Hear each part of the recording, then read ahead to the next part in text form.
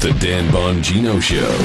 Get ready to hear the truth about America with your host, Dan Bongino. All right, welcome to the Dan Bongino Show. Producer Joe, how are you today? I'm doing good, Dan. I'm doing good.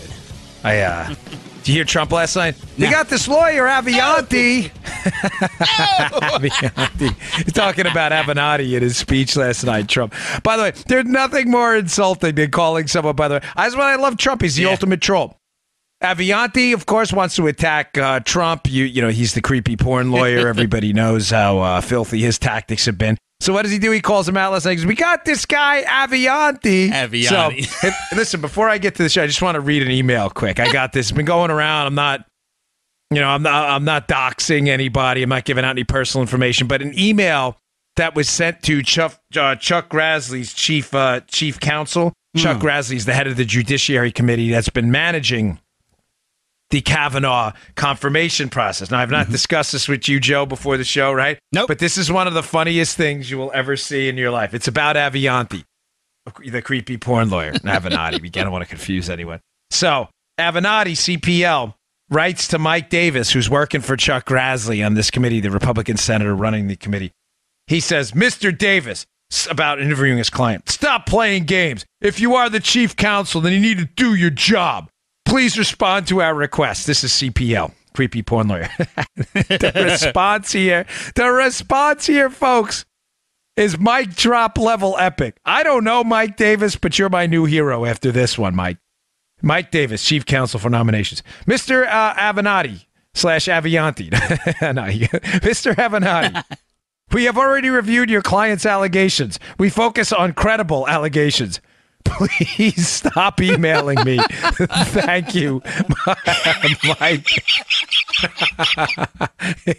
Paula may actually appreciate that one. We know she hates Muttley, but Paula may actually enjoy that one. Is that not the greatest email ever? Please stop emailing us. We're focusing on credible allegations. Wow. Oh, Mike Davis, I don't know you, but good for you. Someone's got to put a stop to CPL there, creepy porn lawyer. He is just... an embarrassment to the legal profession.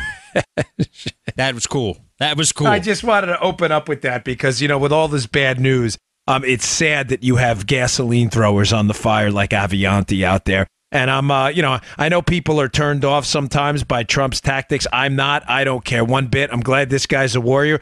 But like, don't mention Avianti at a thing you're going to elevate him. I'm pretty sure Avianti's not elevated after last night. I'm pretty confident there. Sometimes a guy who's trying to be a bully needs to get a little bullied himself to figure out what it's like. Therefore, he stops doing it in the future. So I think Avianti last night got a rung knocked off that ladder. Avianti. That's whoa. Right. Yeah. All right, folks. I got a lot of material for you today. Thanks for all the feedback on the last two shows. It's been great. Today's show brought to you by our buddies at My Patriot Supply. This is one of my personal favorite companies because I was a former Secret Service agent. Preparedness matters for me. This is what we did. And preparedness should matter to you, too. We insure everything in our lives that matter. You insure your health. You have dental insurance. You have car insurance. You have house insurance, life insurance. Folks, why do you not have food insurance? That's insane. You should have an emergency supply of food. And they have such a deal for you right now. Our friends at My Patriot Supply, it makes no sense not to follow up. Emergencies usually strike without warning. We're surprised when the market crashes or power goes out. Certainly with earthquakes, there's no warning. You do get a little bit of warning with hurricanes, but by the time you get to the supermarket, the shelves are bare. When it's breaking news, it's too late and you're scrambling. The best thing to do to prepare for natural disasters or emergency situations are when things are calm. That's right now. Ask yourself, could you feed yourself or your family for 2 weeks with the food you have at your home at this moment? If not, it's time to act and secure an emergency food supply. I use My Patriot Supply, and you should too. I have tons of it in my closet. 2-week food kit will get you started. Get one for everyone in your family. This week it's on sale for only $75 when you go to my special website, preparewithdan.com, or call 888-411-8926. These food kits include meals that last up to 25 years in storage. Order now and prepare yourself so there are no surprises. Preparewithdan.com. Or 888-411-8926, preparewithdan.com. Go check it out. Okay, excuse me. A couple of breaking things since yesterday in the Kavanaugh case, and I have some other news I want to get to later. John Solomon, just to give you a quick update on some Spygate-related stories that Solomon broke the other day, which is fascinating. It relates to kind of Spygate and the ties to Uranium One, which the government's hiding something there. I mean, obviously, it's not conspiracy theory stuff. They are actually hiding stuff. But before we get to that, a stunning, absolutely stunning letter revealed yesterday from Christine Blasey Ford, the accuser of Brett Kavanaugh, Christine Blasey Ford's former boyfriend. The letter went public. The boyfriend wrote this letter. It made its way into the Senate investigators. And folks, I'm starting to see something happening right now. And the reason I started Monday's show, based on some sourcing we had with the narrative shift. You remember that show, folks? On Monday, I discussed how the Democrats are now moving away from Brett Kavanaugh as a serial sexual offender to he's a belligerent drunk with a bad temperament who blacks out and may not remember this stuff. Right. Folks, the reason that was happening, which I said to you on Monday, and now you're starting to see it, is the sexual assault allegations are entirely collapsing. Now, Eddie Scary, who I follow on Twitter, had an interesting comment this morning. He said, it's fascinating, Joe, that the Democrats initially wanted Kavanaugh treated like a criminal, right? Mm-hmm. They made serious criminal allegations of a potential sexual assault, right? That's a fact. That's what happened. Yet when Kavanaugh tried to defend himself, they tried to cut off all those avenues by saying, well, this isn't a criminal trial, so we don't need to prove anything. All we need to do is make the allegation. So treat it like a crime, but treat his defense like an anomaly. You get what they did? Yeah. This is how tactically devious and evil these Democrats are. Allege a crime. Joe, I think you robbed the bank. Then when Joe goes to defend himself, what do you mean? I was recording the Dan Bongino podcast. I'm on, it's timestamp. This is not a trial, Joe. It's not a criminal trial. That's right. Someone said you did it. You are not allowed to, as if, folks, alleging a sexual assault, which is one of the, does anybody question one of the worst possible degrees of a crime you can commit? As if alleging a sexual assault precludes anyone from defending themselves. Perfectly illustrated, dude. Right? Yeah, man. I got to hat tip Eddie on that because it was a great line. They want to allege a crime, yet cut off any defense to that crime by saying, well, we're not treating this like a crime. You just alleged it was a crime. Yeah. Not only a crime, one of the sickest, most deranged, disturbing crimes out there is sexual assault on a woman. But he's not allowed to defend himself because it's a job interview. It's a job interview. Armacost, you robbed the bank. No, I didn't. Dude, shut up.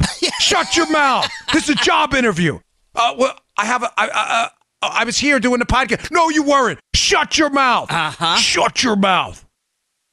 Well, what's happening now is the story is entirely collapsing, and the boyfriend's letter is absolutely disturbing. Now, everything should be open for interpretation and interviews here, but the process here, I'm going to let you in on something here, is now starting to make sense. Let's go over the boyfriend's letter first, the former boyfriend to Dr. Ford here. There are a couple assertions in it that are stunning. He says, number one, that he dated her for an extended period of time, Christine Ford, and that the fear of flying, he has no, I'm trying to be diplomatic, no reason to believe that at all. That, remember Dr. Ford said she couldn't come to D.C. to testify because she had a fear of flying? Mm-hmm. Now, I told you that the reason they were doing that is because they had to get the hearing pushed till Thursday so Brett Kavanaugh would not be seated for this upcoming Supreme Court session, which in fact happened. The Supreme Court is now getting ready to hear these cases, and Brett Kavanaugh is in fact not there. They are in public session.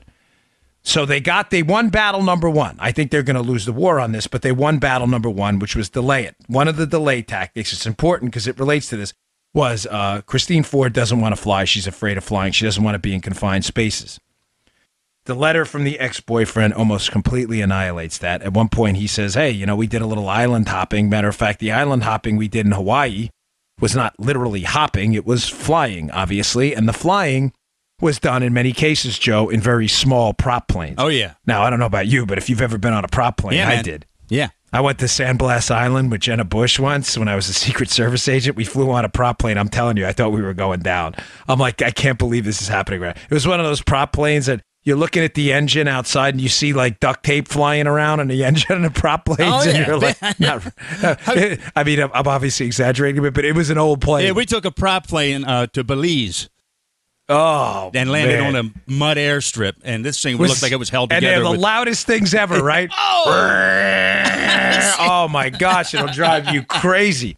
So Ford, with the old boyfriend, took these planes. So he basically says the fear of flying.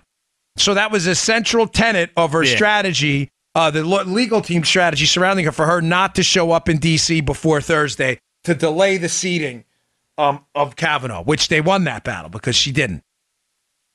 So the fear of flying, we have a really open question, if not a dispositive answer now.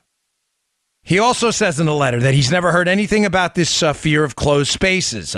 Ford has alleged multiple times that since the incident she alleges Kavanaugh was involved in, that she has this fear of closed spaces. She'd build another door in her house. The former boyfriend says there's no evidence of this that he's aware of. Matter of fact, he rented her a 600 square foot apartment, which is not very big at all. It's a pretty enclosed space, if you ask me.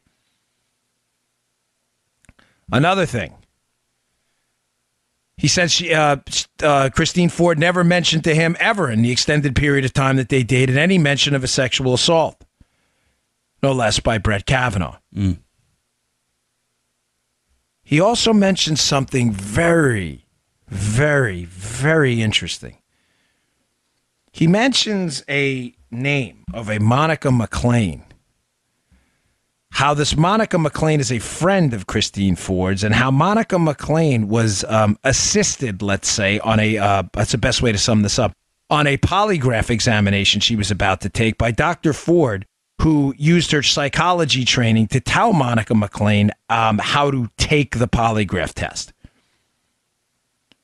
Folks, there are things going on behind the scenes that have been going on for a long time now. A lot of this information was known, has been known, and it explains some of the questions posed to Christine Ford during the testimony. One of those questions being when she was on television right before Brett Kavanaugh during that worldwide watched hearing, when they asked Dr. Ford during the questioning, have you ever assisted someone or given them tips on how to take a polygraph? She said no.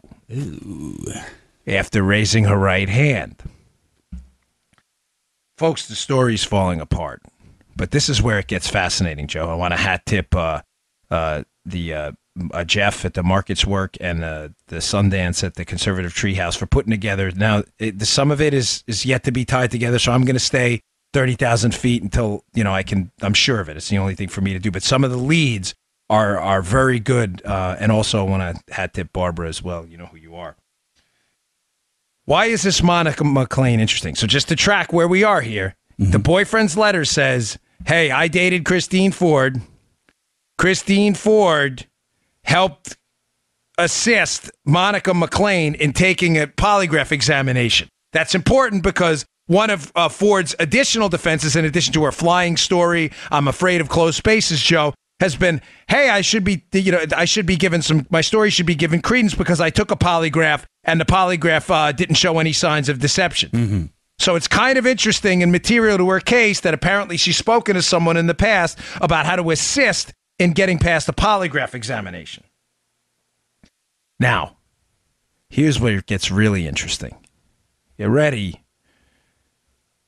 Ford's attorneys, Katz and Bromwich, are freaking out right now. They sent a letter to the committee and to the FBI investigators. They sent a letter for them all to read, demanding an interview, right away with Dr. Ford. Now, why they would need an interview with Ford after providing testimony, sworn testimony, is a bit confusing, but it's not confusing the lawyer's letter if you understand what's going on right now. So now we know she has this friend, Monica McClain. Monica McClain took a polygraph test. She helped assist her in that polygraph test, according to the boyfriend. These are the allegations in the letter. Where does Monica McClain live? And he indicates in the letter that Monica McClain is a lifetime friend of Christine Ford, Joe.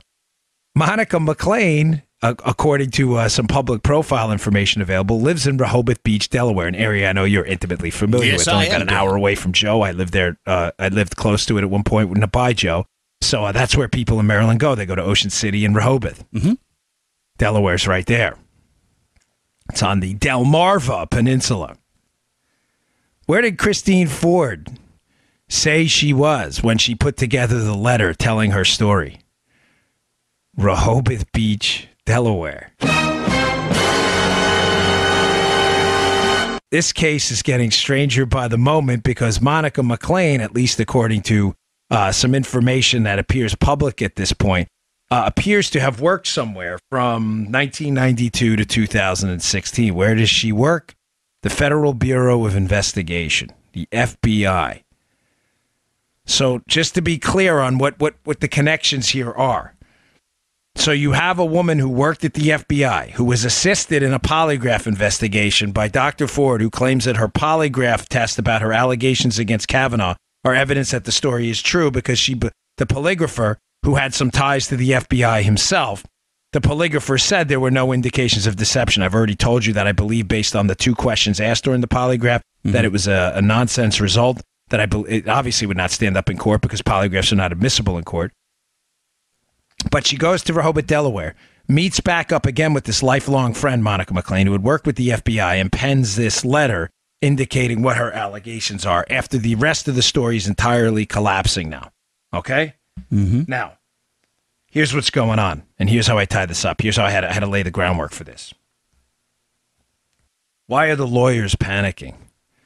Why would they want Christine Ford interviewed again by the FBI? In other words, if you're telling me, Dan, that there are inconsistencies in the story, the confined spaces story, the fact that she has a fear of flying, which her boyfriend says is not true, the fact that she's, she has indicated in her sworn testimony up on the Hill she never helped anyone with a polygraph test. It now appears the boyfriend is contradicting that story. Folks, may I suggest to you that the FBI background investigation supplemental that they're doing now is entirely blowing up in their faces. And that's why the Democrats, you have that sound ready? Joe put together, Joe has a nice little montage. That is why the Democrats that were begging them for an FBI investigation. And I said this to you a week ago. They really did not want an FBI investigation. They wanted to stall. They wanted to stall, desperately hoping what? Desperately hoping that Kavanaugh did what, Joe? Withdrew his name. Sure. That's what I told you that during yesterday's show. Mm-hmm. They don't want to take a vote. Any vote is a loser for them. If Kavanaugh goes down or up, it is a total loser for them. If Kavanaugh wins the vote, wins the confirmation vote, and gets a seat on the Supreme Court, they lose. If Kavanaugh goes down, he will likely be renominated, and all of those red state Democrats running for office will lose their seats. Montana, John Tester; North Dakota, Heidi Heitkamp; Joe Donnelly in Indiana; Manchin, Claire McCaskill in Missouri. They will all lose their seats, and the Democrats know it. Selena Zito has a great piece in the Washington Examiner today, I have in the show notes, about this, how there may be a red tide coming ashore. Maybe not a red wave, but the blue wave is looking less and less likely by the day, the longer they hold on to this. Are you tracking me, folks? It's critical you understand this. Please, if I'm confusing Joe, you got to stop me. The Democrats' goal is not what they said publicly. Mm-hmm. The Democrats' goal was to get Kavanaugh to withdraw by dropping nuclear bomb-level explosives on him, allegations that can never be disproven, dragging this thing out and making it a war of attrition. In other words, they really didn't want the FBI investigation they got. Because the FBI investigation now, again, I'm not suggesting this was 4D chess by Flake, by the way. He's still a snake. Flake's playing along with them the whole time, the Democrats. Forget Flake. He's a loser. He's lost. You got to focus on Collins, Murkowski, and Manchin right now. The FBI investigation they got that they really didn't want may not be turning out too well. Why? And why are the lawyers panicking? Because I think they've interviewed all these people already, including the boyfriend and including Monica McClain, who was a former FBI employee who may have a little more on the line here and may not be able to get away with, how do we say, obfuscations? Oh! She may be under a different level of pressure to tell the truth. What I'm getting at, folks, I'm sorry to be circuitous, but if you don't understand all the pieces to the puzzle, we're good. The last piece is not going to make any sense. We're good. The reason Ford hasn't been interviewed yet is because the people they are interviewing are probably entirely dismantling her story. And they're waiting to the end either to interview her, to try to get her on the record, by the way, on the record about her account, what happened again, to see if the story changes for a fifth, sixth, or seventh time, because, Ford's account has changed multiple times. The number of boys, the layout of the house, where it was, how she got there. She doesn't remember when the party happened, when it happened during chronologically, her age when it happened. Ford's story's changed so many times. I'm suggesting to you that the reason they haven't interviewed her yet is because the inconsistencies from people they probably have interviewed, the former boyfriend, McLean, and others, they're probably putting together a series of bullet points that don't marry up with what they already know about Ford, because Ford has already told her story under oath up on the Hill. Are you tracking? Are you tracking what I'm saying here? Where'd my pen go? I hate when I lose my pen. They're in a world of trouble, folks. That's why the Ford team is panicking. They wanted her, Joe, to be interviewed first. Mm-hmm. She had to be interviewed first. Why?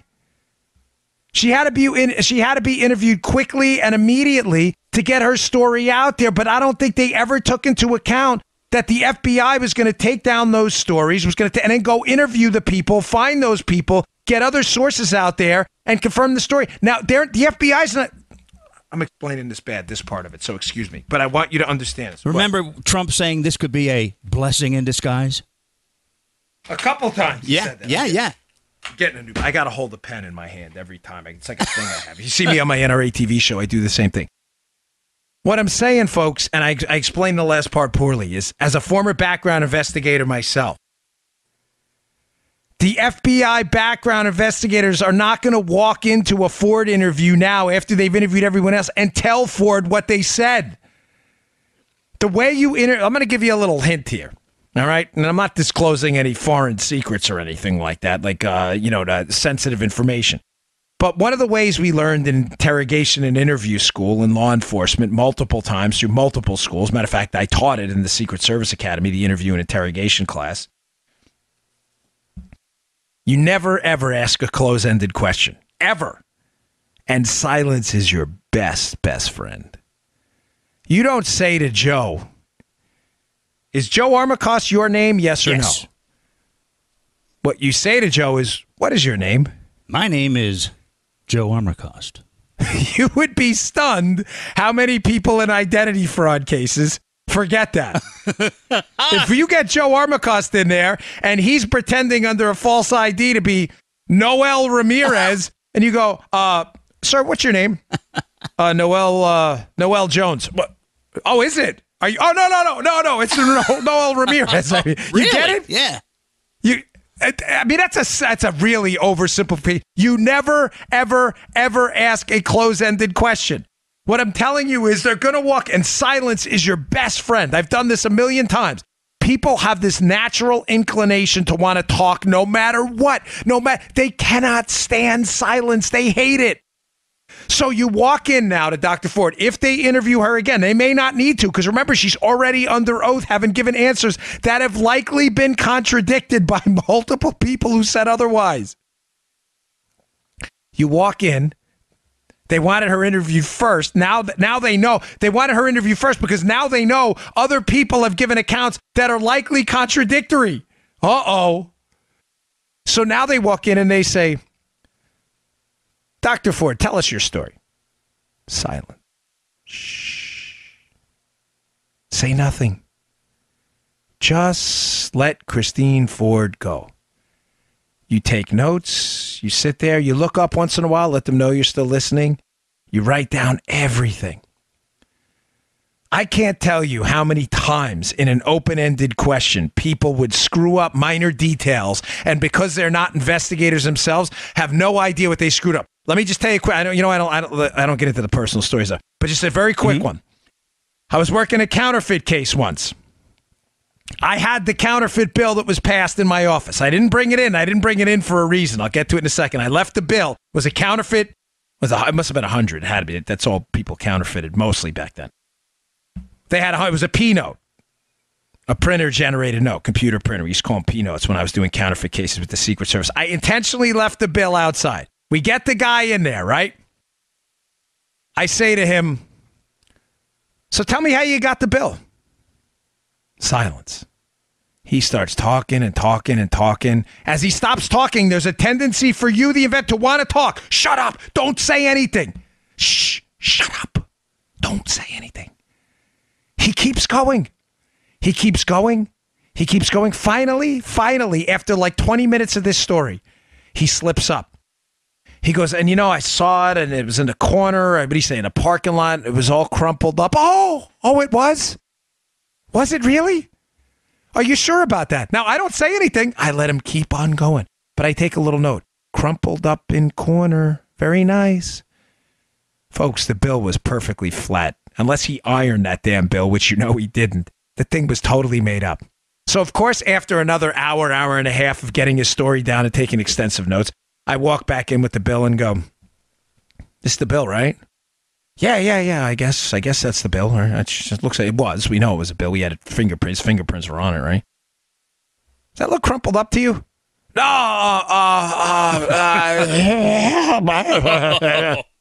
All right, I did it. Yeah, we know you did it. Thanks, dude. You want to sign this statement? I mean, this is what you do. That they're building up a repertoire and a repository of information before they walk into an interview with her, or it's so bad right now they don't even need it. Now, this is why the Democrats are changing their story on the FBI investigation. They never wanted this. It was a delay tactic. But now that Kavanaugh absolutely refuses to withdraw, they now have to discredit the very same FBI investigation they want. All the Democrats on the Judiciary Committee have been totally consistent in asking for an FBI investigation. But even if it's 7 days, that's bad enough. But then to limit the FBI as to the scope and who they're going to question, I wanted to use the word farce. There should be an FBI investigation. We called for an FBI investigation earlier today. This investigation is a scam. It's a sham, and it's a con job. 1 week is what Senator Flake was interested in, and you can do a lot if you have the whole FBI looking at things in 1 week. I don't think people should be micromanaging the FBI investigation. She is entitled to the respect of at least a thorough, fair investigation. So far, an FBI investigation has been blocked by the White House. I believe that Jeff Flake truly wants a real investigation, not a check-the-box sham, and that's what the FBI ought to be doing. Difficult, though, because, as you said very well, this deadline is tight and arbitrary. Let the FBI, let the professionals who have no partisan interest in this either way, let them talk to the various witnesses. I think it'd be a big mistake to put handcuffs on the FBI, if you excuse the analogy. Folks, I mean, it's almost comical. Oh, they demanded an FBI investigation. That was their contingency. By the way, the Democrats who had already said they were going to vote no, so it didn't matter to them. But you had people like Flaky Flake play right into this. Now we know why. Demand an FBI investigation. They're now trying to thoroughly discredit. The reason is simple. Don't get this out of your head. Keep this in mind the entire time.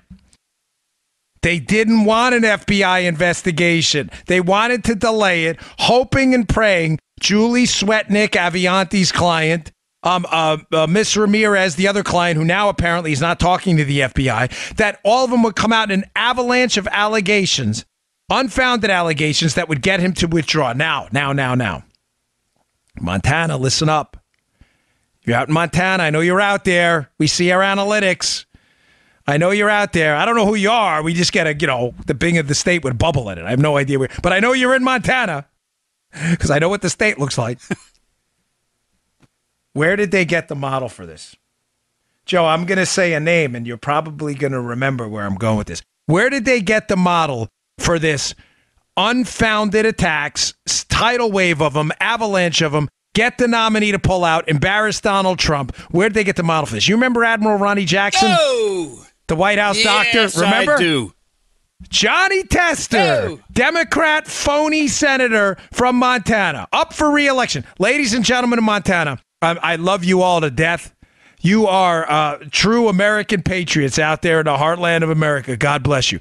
I don't understand how any of you, and one of you can with a straight face pull the lever for John Tester, probably the worst phony in the United States Senate right now, and that's saying a lot. John Tester, phony Democrat senator from Montana, is the one who crushed the career of a decorated U.S. military officer, Admiral Ronnie Jackson, who was nominated for VA secretary by Donald Trump on a bunch of unfounded allegations about what? Oh, out of control drinking and partying. Does that sound familiar? Ladies and gentlemen, this book has already been written before by tactically strategic Democrats who far overstepped their boundaries. Now, Ronnie Jackson, because he was in the U.S. military at the time, and for reasons I'm not about to disclose on the show, I know Ronnie Jackson very well. I gave a passionate defense of Ronnie Jackson. Ronnie's a friend of mine and will remain a friend of mine. Ronnie had to withdraw. It had not, believe me when I tell you, it had nothing to do with personal courage. Ronnie's one of the bravest, most admirable human beings I know. But the model worked for them, and the Democrats learned. Folks, this is why I said to you yesterday, we cannot fold. There will be no surrender no matter what. And thank you for your emails. Email them again today. Email your congressman. Email your senators. I know the Congress doesn't have an advice and consent rule. I get it. But they talk to these guys. Email your senators and call them again. Folks, I so deeply appreciate, I adore every one of you that are for. I've been sending back. A lot of you know this. I've been responding. I spend probably 3-4 hours a day. I'm not kidding. Because I want to do it. I'm not acting like this is work. I've been sending a lot of you back the prayer hand saying, thank you. I know a lot of you got my emails. That's me. I read your stories. Email them again. The heat has to be relentless. The pressure cannot stop. Montana, get on this guy in a tidal wave of emails. Melt this guy's phone lines in Tester.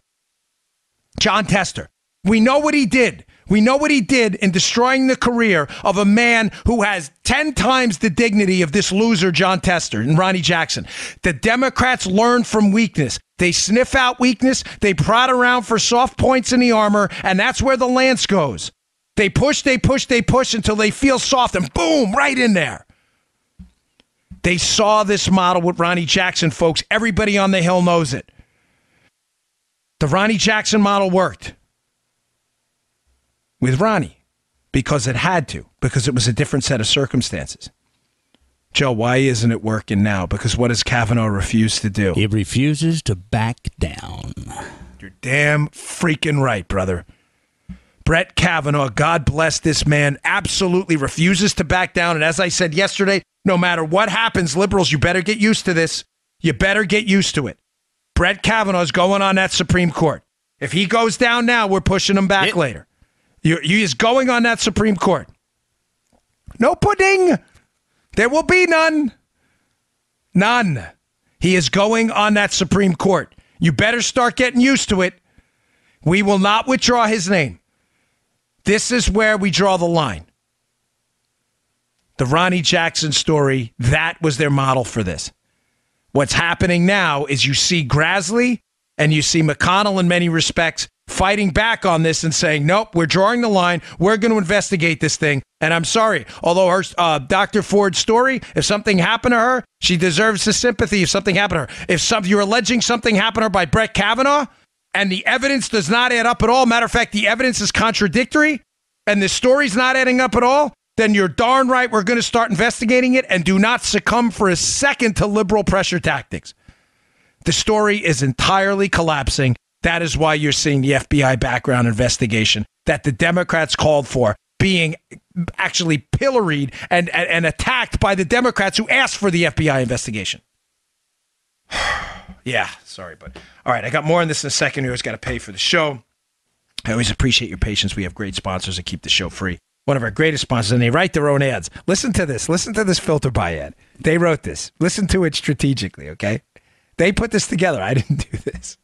A new study just came out of China that discovered that air pollution causes a huge reduction in intelligence. This, in addition to the well-known impacts on your physical health. High pollution levels led to significant drops in test scores with language and arithmetic, the average impact equivalent to having lost an entire year of education. Now we know what is going on at the Department of Justice. They never change the air filters over there. I can't read this enough. These guys are great.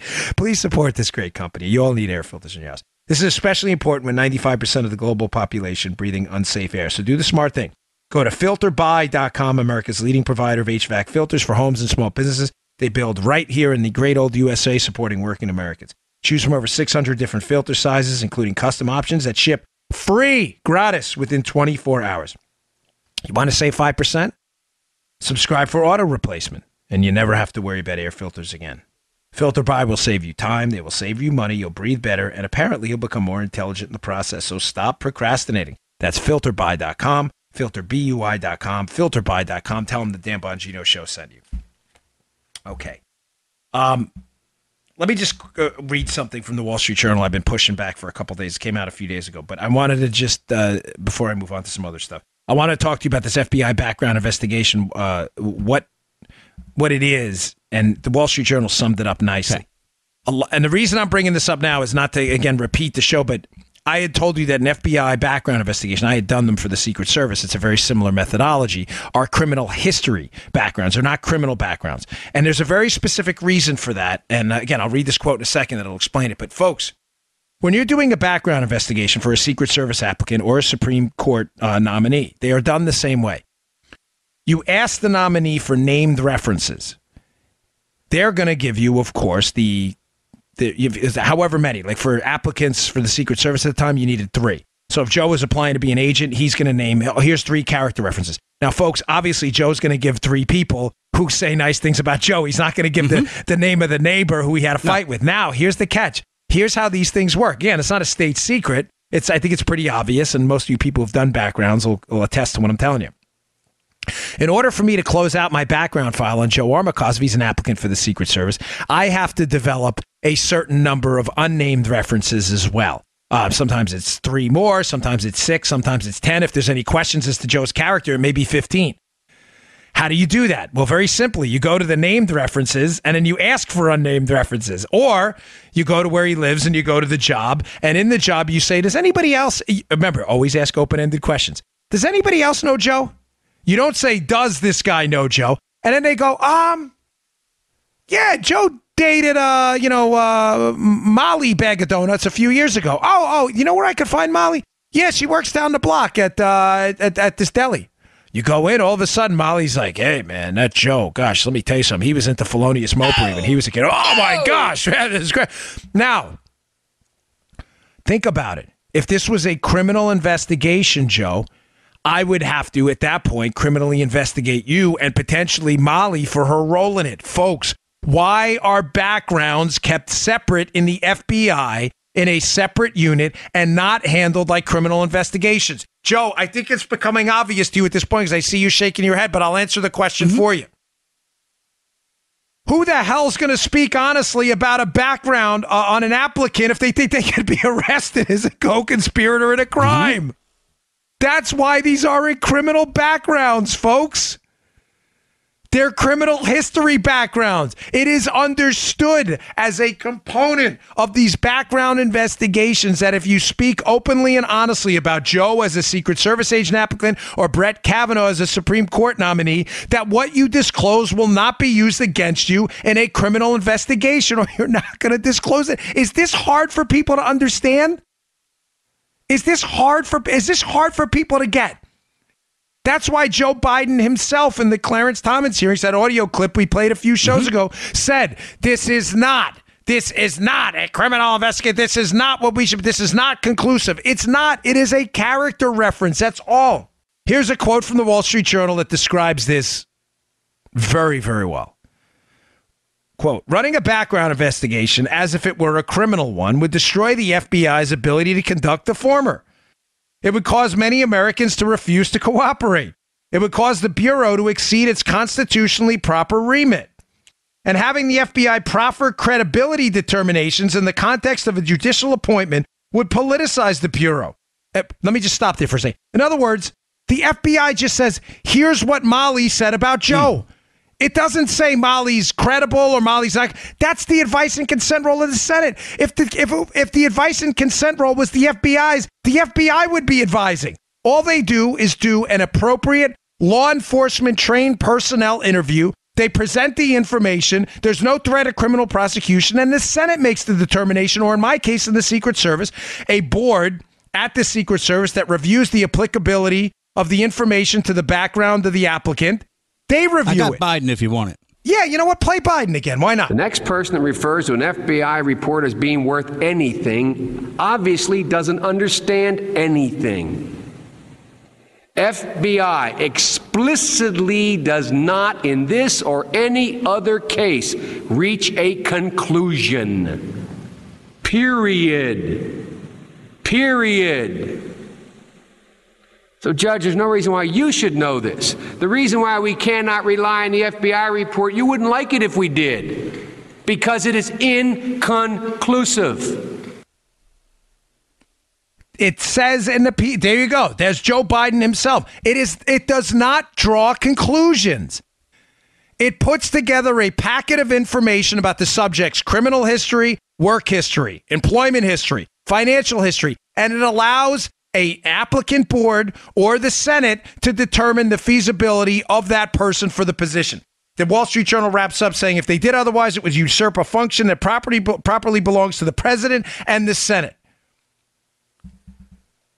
That's why the left now is in a panic to discredit this FBI investigation, because they're understanding now that the information coming out is completely contradictory to a lot of the information already presented in a public record by Dr. Ford. Let me wrap up on this point because I hinted at it before and I want to leave you hanging.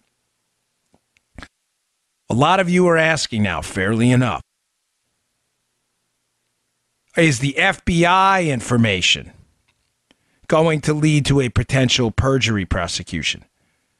Folks, I think I'm just going to give you my opinion. I sincerely doubt that.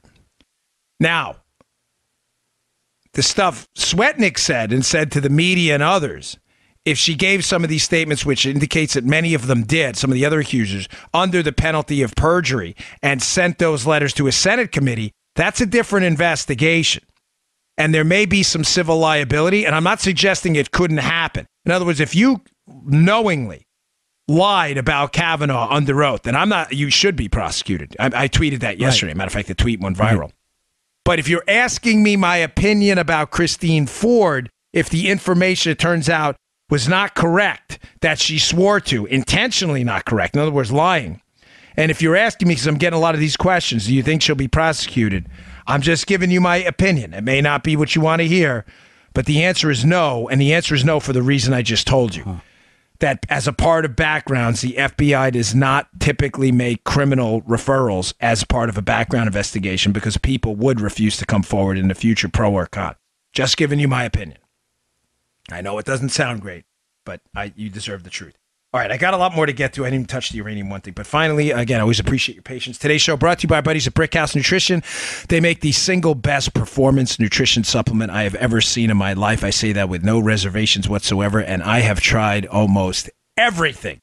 It's called Foundation. It's available at brickhousenutrition.com/Dan, and I am so sure it works. I leave my personal email out there for you to review the product. I have yet to this day to receive a negative review about Foundation. Matter of fact, the reviews have been over the top positive. People love it. Why? They love it because it does two things. You know, a lot of performance supplements, nutrition supplements help you perform better, lift more, run faster, fight longer. A lot of them help you look better.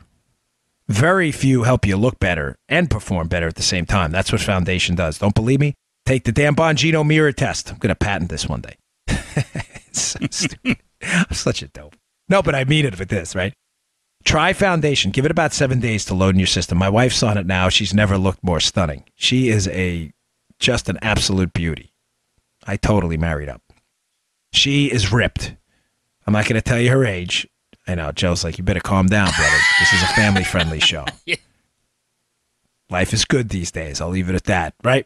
My wife is a stud in the gym. She's on Foundation. I'm on Foundation. You look better.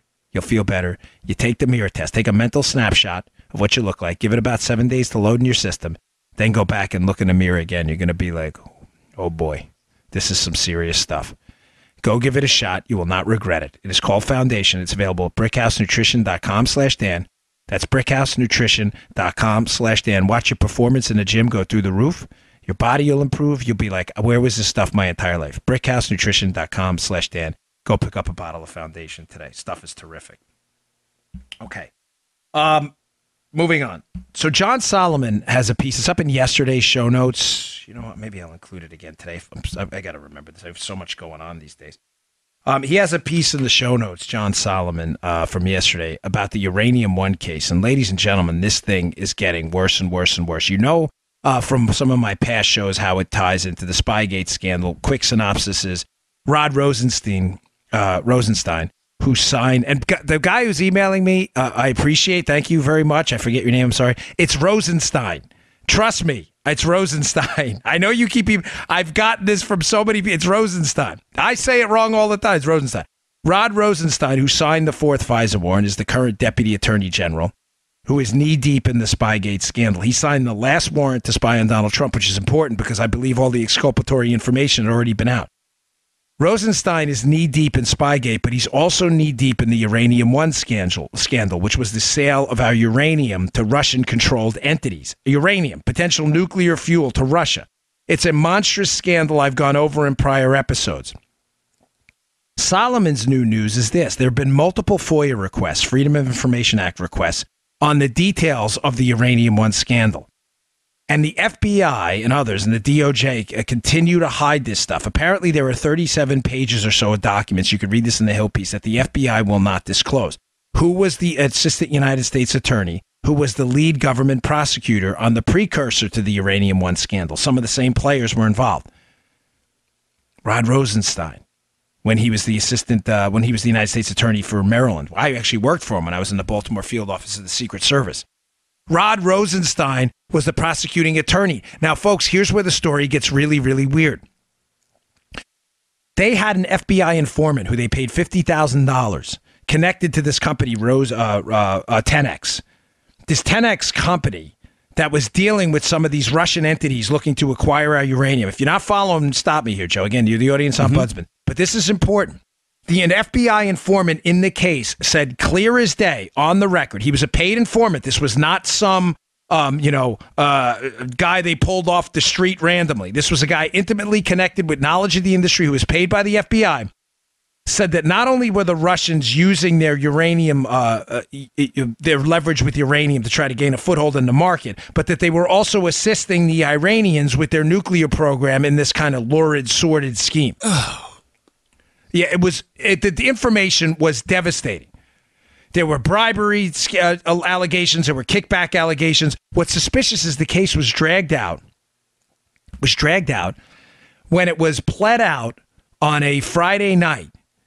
There was just a brief press release. You would think with a major case like this, when they arrested the players involved in the kickbacks trying to gain influence in the U.S. uranium market, it was pled out and non-disclosures were signed.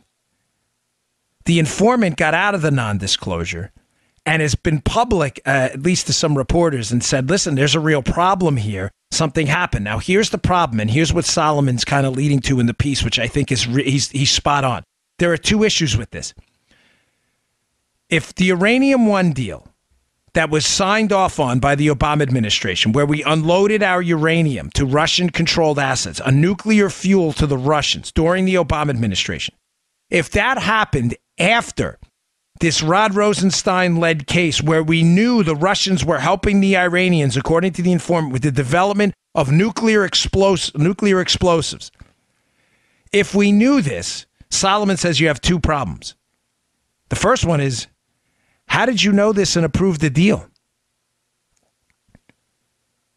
Hillary Clinton was on that CFIUS was on that board that took the CFIUS recommendation, the Committee on Foreign Investment in the United States. Hillary Clinton was one of the approving entities, her office on this Uranium One deal. Did they know? If they knew that the Russians were engaged in a bribery and kickback scheme to acquire portions of our uranium, and that the Russians were simultaneously helping an enemy of the United States, the Iranians, develop nuclear explosives. Folks, this is a monstrous scandal, and at least Solomon seems to hint that in this 37 pages or so of documents that are not out there yet, that this may be what they're hiding, the level of information the Obama administration had when they made the deal. But let me give you an alternate scenario that's not much better. If they did not have the information, because remember, the evidence in this case from the FBI informant was known way before Obama signed off and his team on the Uranium One deal, folks. Mm-hmm. If they didn't know, why not? Who was hiding this information about the Russians helping the uranium, helping the Iranians and trying to acquire our nuclear fuel in the process? Who was hiding it? What was the motive to hide it? Folks, we already know former President Clinton's taken trips overseas and took a $500,000 speaking fee from a Russian financial entity involved in the deal. The Uranium One story may be an older one, but it is not a story that doesn't have currency now, because remember, the same prosecuting attorney involved in the case, Rosenstein, is the deputy attorney general now running the Mueller probe against Donald Trump. With some of the, involving the same Russian government they're alleging right now was involved in a bribery scheme to win the election using information. Basically, what I'm getting at, folks, is this Mueller probe, as I've alleged from the start, nothing more than a smokescreen operation to weaponize the law enforcement, intelligence, and justice community to keep the attention on Donald Trump no matter what, while they hide a larger scandal hiding underneath, which was that either the Obama administration knew the Russians were helping the Iranians and sold them uranium anyway, or somebody within the Obama administration hid it. Hid it from the people voting on the deal, the CFIUS and everybody else. Read the piece, folks. It is deeply disturbing. Let me just read to you one line from it because I always like to, quote them. It's very good. Mm-hmm. It says, it's from John Solomon's piece. One former U.S. official who had access to the evidence shared with CFIUS during the Uranium One deal said this to me, and I quote, "There is definitely material that would be illuminating to the issues that have been raised. Somebody should fight to make it public. That somebody could be President Trump, who could add these 37 pages of now secret documents to his declassification order he is considering in the Russia case." Ladies and gentlemen, learn to read. Learn to translate what you just heard there. I've told you from the start, I believe John Solomon understands this entire Spygate operation. Right? If you're a listener, have I not said this from the start? Mm-hmm. I believe he understands from the bird's eye view exactly what went down here. Why would John Solomon just a few days ago, seemingly out of nowhere, drop a story about a Uranium One deal that happened years ago when the scandal is almost entirely out of the spotlight, Joe? Did you hear that second paragraph I read? That maybe Donald Trump should consider declassifying the 37 pages surrounding the Uranium One deal too? Really? While declassifying the Spygate deal? Again, is John hinting something? That there may have been an effort here by the people who spied on Donald Trump and were alleging Russian involvement to pin the Russians on Donald Trump to kind of say, hey, look, the Russians work with Donald Trump. Don't pay attention to the Russians working with Hillary Clinton and the Obama administration. Shh. Solomon doesn't do anything by accident. I told you from episode 628 on that the uranium deal, people involved in everything from the Benghazi scandal on, had a lot to hide. It's not a simple conspiracy. The hallmark of a conspiracy theory is a simple answer. There's no simple answer here. People ask me all the time, what were the motives for the players involved? My book covers all of this. By the way, if you order it now on Amazon, my book, Spygate, the attempted sabotage of Donald Trump. Sorry, I haven't been, my publishers, understandably, like, please promote your book, Dan. You worked hard on it. If you order it on Amazon now, it'll probably get to you pretty quickly. It's available for pre-order, but it comes out on Tuesday, so it'll probably ship almost immediately. So if you check it out, you'll understand that each player in this had a different motive. What I'm suggesting to you is Solomon is saying that there may be an additional motive by players who were involved in the corrupt Uranium One deal to also get a Mueller probe into Donald Trump for Russia so nobody pays attention to their ties with Russia. Yeah. This guy doesn't do anything by accident. No. I'm telling you. Every single article he has up in the Hill seems to tie into a bigger and bigger narrative. I think what he's doing now is trying to piece together the motive narrative.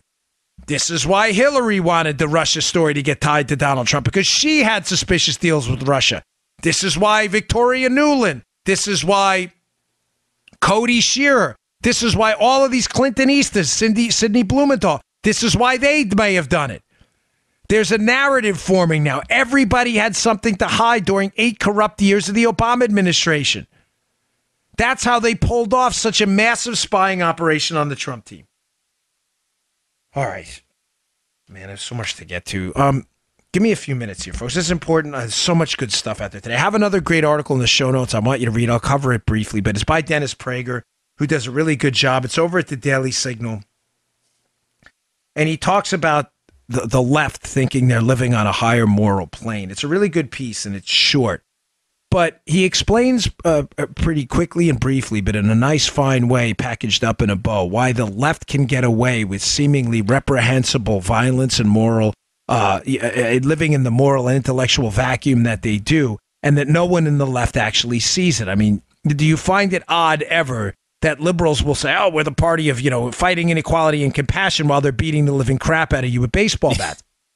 They don't see that. Well, Prager explains this kind of cognitive dissonance in his piece there, how it's this contempt for the middle class and this uber-mention mentality that we're on a higher moral plane if we're liberals. Therefore, the normal standard rules of middle-class conduct don't apply to us because we're fighting for a higher cause, and in that higher cause, the ends justify the means. Oh, where have we heard that before? I bring it up not just to get wax philosophical about Dennis Prager's excellent piece. So just be clear what he's saying now. These liberals think they live in this higher moral plane. They're fighting for higher moral causes. And in that fight for this higher moral cause, whatever they have to do to achieve that utopian universe of equality everywhere, that they can do whatever they want. So the rules of middle class working America don't apply to them. Don't do drugs. Don't beat people up. Don't do any of that stuff. Don't be hypocrites. That doesn't apply to them. It's important because yesterday we saw an extra violent day by the left. We saw Congressman Joe knows very well, Andy Harris from, he's from Maryland District 1 in the Eastern Shore of Maryland on the Delmarva Peninsula there, covering into a bit of Severna Park. Andy Harris, his team was attacked in their office yesterday up on the Hill. We saw Ted Cruz's office in Texas get a letter that could have had some kind of a poison in it. The left is out of control, folks. They think they live on a higher moral plane. They have subscribed this, and a reason I'm bringing this up is they are fully invested in an ends justify the means mentality. Folks, keep your head on a swivel. If you believe that, there is no moral emergency brake in your behavior. There is nothing to stop you from acquiring power if you genuinely believe when you look in the mirror you are fighting for some higher moral cause. Folks, these people are dangerous. They are dangerous.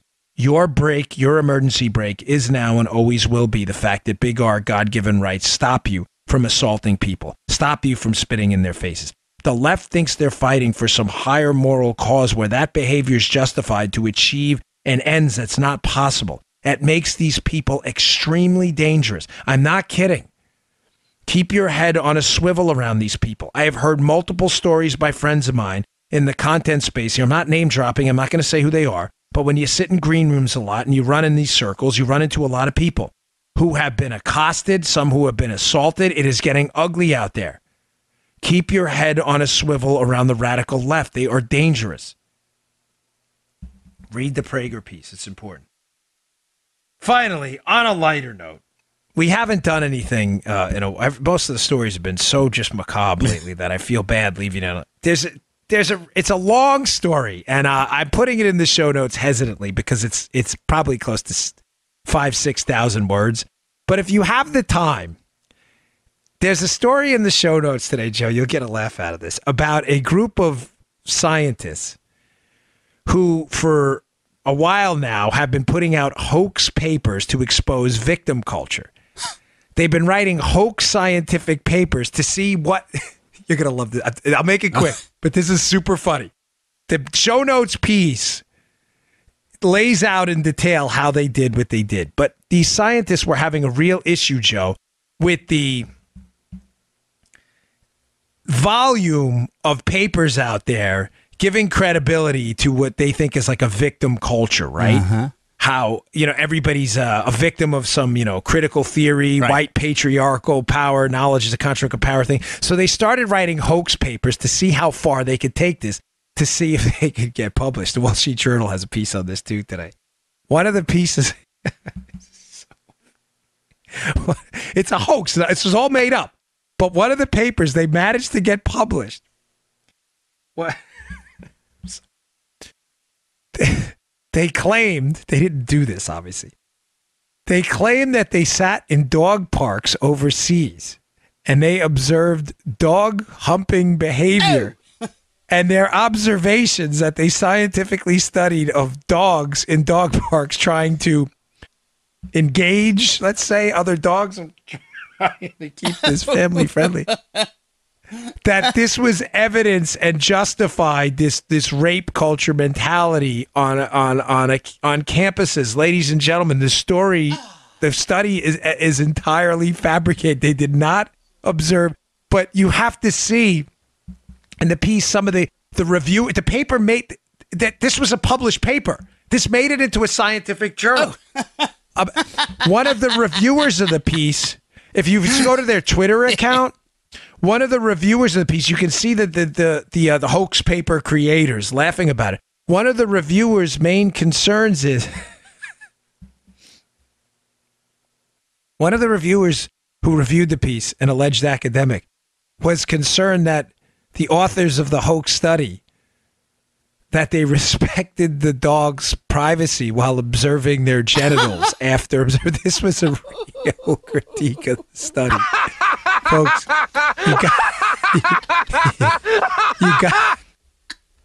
you got to check it out. Read the article, a little long, but it describes what they did. It exposes the absolute chaos on our academic campuses right now and how science is slowly moving away from science and moving towards advocacy. It's a really good paper. It's a good piece, though. Check it out. I think you'll enjoy it. All right, folks, thanks again for tuning in. I really appreciate it. Please, if you haven't yet, please pick up my new book. And I will have information for you, by the way, tomorrow on a live signing I'll be doing. If you want a signed copy, it'll be a live signing. All you got to do is click the link. I'll sign the book. You'll answer some of your questions. And you get entered into a thing where I can give you a phone call and we can chat if you're interested in that kind of thing. But I'll have information about it tomorrow, and information will be on my email list as well. Join my email list at Bongino.com. You can get a signed copy of my book, Spygate. Go pick it up. Thanks a lot, folks. I'll see you all tomorrow. You just heard The Dan Bongino Show. Get more of Dan online anytime at conservativereview.com. You can also get Dan's podcasts on iTunes or SoundCloud. And follow Dan on Twitter 24/7 at DBongino.